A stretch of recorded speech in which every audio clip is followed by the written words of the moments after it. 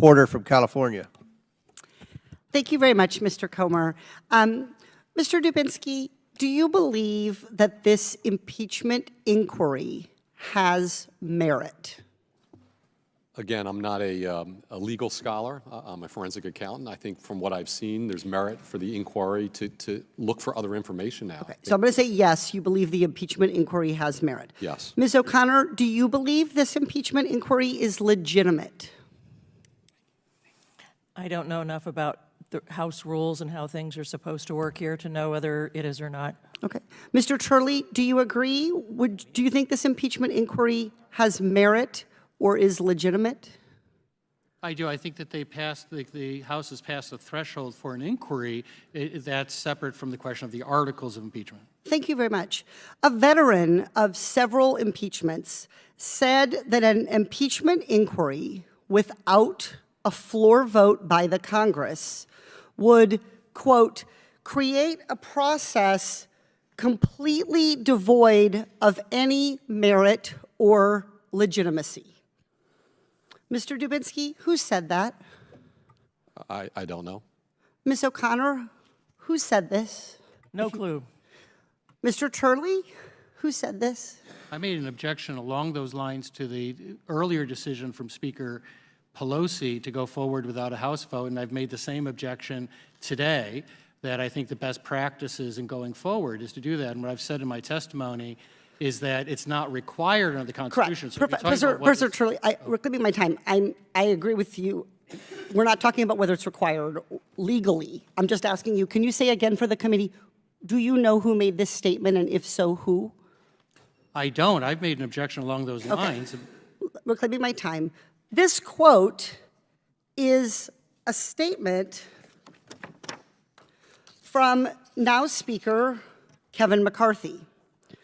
Mr. Dubinsky, do you know the date of the House floor vote on this impeachment inquiry? No, I don't think there was a House floor vote. Ms. O'Connor, do you remember any House vote? I have not been following that. Professor Turley, was there a House vote on this impeachment inquiry? And not that I know. So this House vote didn't happen. There has not been a House vote to move forward with this impeachment inquiry. So we haven't followed what the Speaker himself, Mr. McCarthy, has said is the process that we should be following so that an impeachment inquiry would have merit or legitimacy, which is something that I think all Americans on both sides of the aisle should expect investigations or inquiries like this to have. I think Americans should be able to expect that the things we do in this body have merit or legitimacy. Today, by having this hearing, Republicans have changed their tune. I think I know why Speaker McCarthy is going back on his conviction. His members are demanding an impeachment, but their months and months of investigating our president have not revealed yet any evidence that he himself has committed crimes. But Speaker McCarthy wants to keep his job, so he is set on delivering an impeachment inquiry, whether or not there is any evidence, and even if, in his own words, that impeachment inquiry would be devoid of any merit or legitimacy. Mr. Dubinsky, I have one final question. What is the title of this hearing? The title was The Basis for an Impeachment Inquiry of President Joseph Biden. But according to Speaker McCarthy, there isn't a legitimate or meritorious basis yet for this hearing.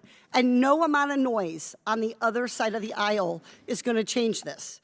As Speaker McCarthy said, in his words, this impeachment inquiry is devoid of any merit or legitimacy. Wow, I just did it.